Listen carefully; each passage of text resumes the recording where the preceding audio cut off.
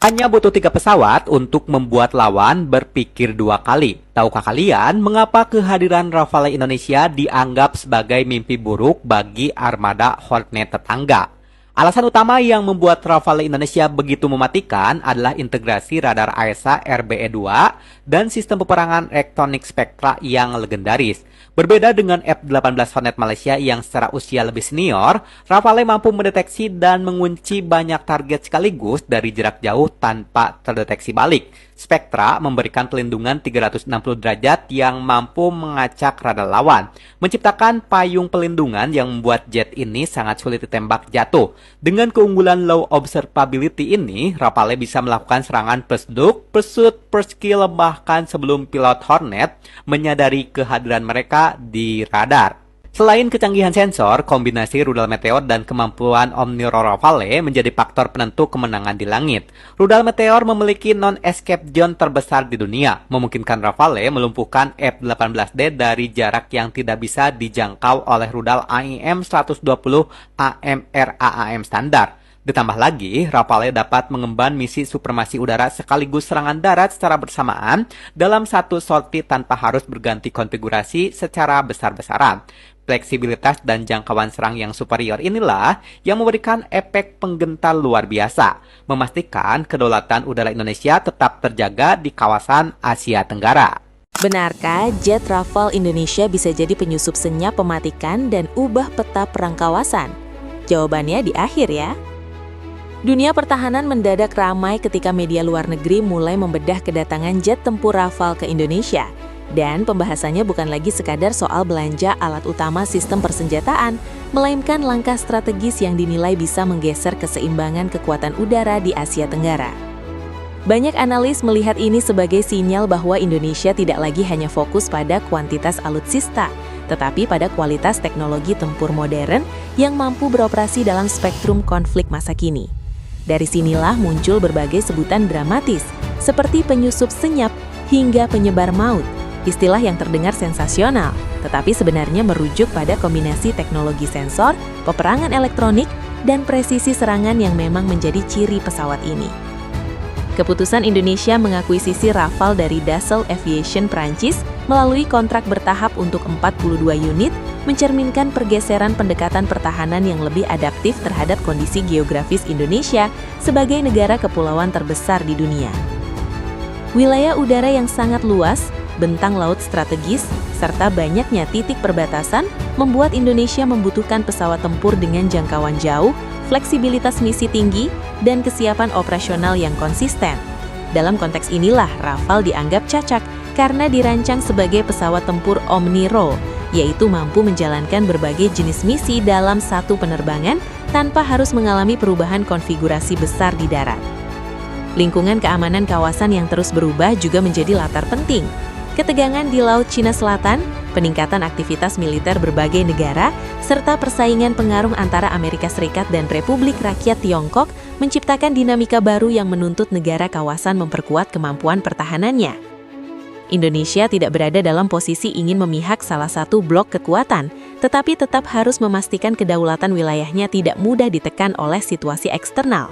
Maka, modernisasi kekuatan udara menjadi salah satu pilar penting dalam menjaga posisi strategis tersebut.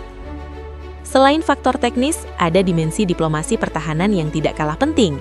Kemitraan dengan Prancis memberi Indonesia peluang kerjasama yang relatif lebih fleksibel dalam hal pelatihan, dukungan teknis, dan pengembangan kapasitas sumber daya manusia. Pendekatan ini sejalan dengan prinsip politik luar negeri bebas aktif, di mana Indonesia berupaya menjaga keseimbangan hubungan dengan berbagai mitra strategis tanpa terlalu terikat pada satu kekuatan besar saja. Diversifikasi sumber alutsista juga mengurangi resiko ketergantungan jangka panjang pada satu negara pemasok. Ketika proses penerimaan Rafale mulai berjalan dan fasilitas pendukungnya dipersiapkan di dalam negeri, perhatian media internasional semakin besar. Ini bukan hanya soal pesawat yang datang, tetapi transformasi ekosistem operasional yang menyertainya. Infrastruktur perawatan, pelatihan teknisi, kesiapan pangkalan, hingga integrasi dengan sistem komando dan kendali nasional menjadi bagian dari perubahan besar yang tidak selalu terlihat di permukaan, tetapi sangat menentukan efektivitas tempur di masa depan. Salah satu aspek yang paling sering disorot adalah sistem peperangan elektronik Spectra yang terintegrasi di Rafale. Sistem ini dirancang untuk mendeteksi ancaman radar, mengidentifikasi sumber bahaya, serta melakukan langkah perlindungan aktif maupun pasif seperti pengacauan sinyal lawan. Efeknya sering digambarkan sebagai kemampuan siluman elektronik, bukan karena pesawat ini benar-benar tak terlihat seperti pesawat siluman murni, tetapi karena kemampuannya mengurangi peluang musuh mendeteksi dan mengunci target secara efektif.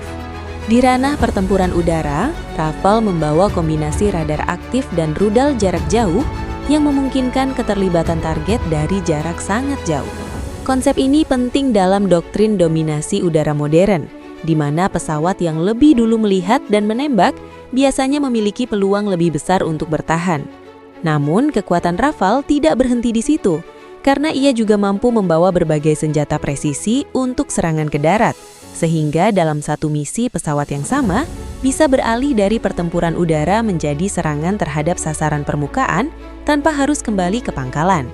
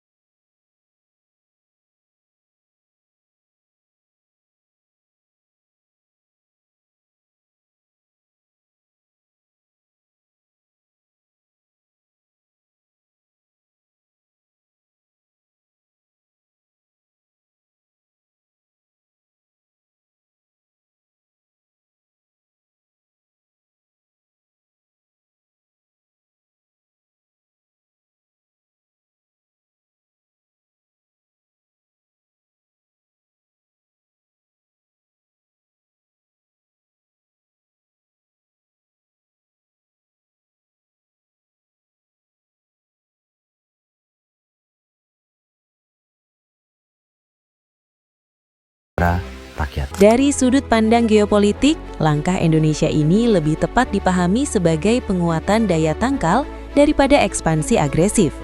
Daya tangkal bekerja dengan cara sederhana, menunjukkan bahwa biaya menyerang Indonesia akan jauh lebih tinggi daripada potensi keuntungannya.